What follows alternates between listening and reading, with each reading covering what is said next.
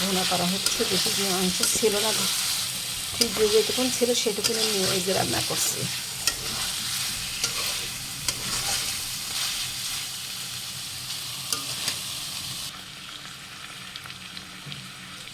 একদম পুরো কষানো হচ্ছে। মাংস একটু পানি দিয়েছি, কিছুটা ঝোল রাখবো। কষানো শেষ।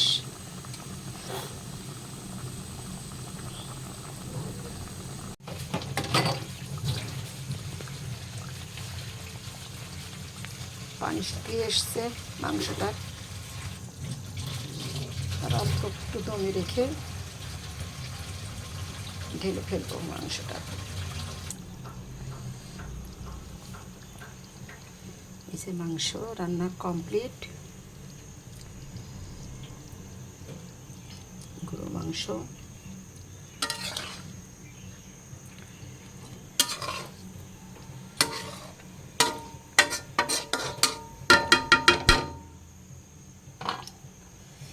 তো ঠিক আছে। সবাই আমার প্রিয় ফেসবুক বন্ধুরা, আপনারা আমার জন্য দোয়া করুন। আমার শরীরটা ভালো লাগছে না, যাচ্ছে না, এবং আমার ইউটিউবের আমার আইডিতে বেশি বেশি করে লাইক করবেন, শেয়ার করবেন, সাবস্ক্রাইব করবেন। আল্লাহ হাফেজ, আসসালামু আলাইকুম।